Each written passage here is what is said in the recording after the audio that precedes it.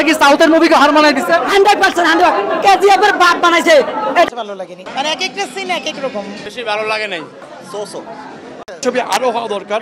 আমরা যদি এই ইন্ডাস্ট্রিকে বাঁচিয়ে রাখতে চাই। আমি তো ক্রাশ সাকিব খানের প্রতি। ফাটাফাটি একের তুফান কাঁপায় দিছে, মাইন্ড ব্লোয়িং। সাকিব খান মানে ফাটাই দিছে ভাই। আপনারা হলে আসেন, ছবি দেখেন। সাকিব খান ফাটাই দিছে, blockbuster blockbuster. Favourite hero movie অনেক সুন্দর ছিল, অনেক ভালো লাগছে। বেশি ভালো লাগে নাই।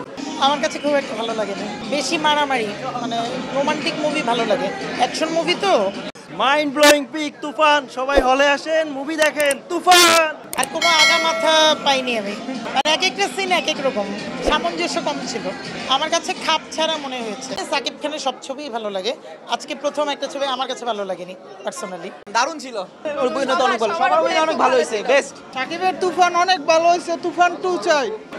ভালো ভালো ভালো ভালো হয়েছে, খুব ভালো হয়েছে। পুরো সুপার ডুপার হিট, অ্যাকশন পুরো আছে, মোটামুটি ভালো লাগছে, অনেক ভালো বেশি।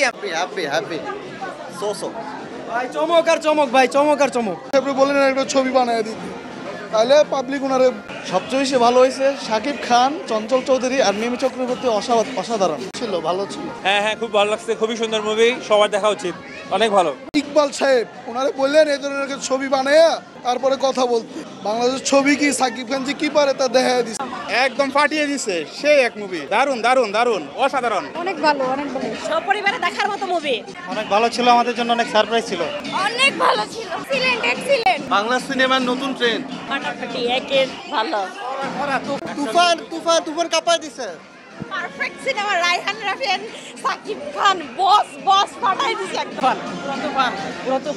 অসাধারণ অসাধারণ।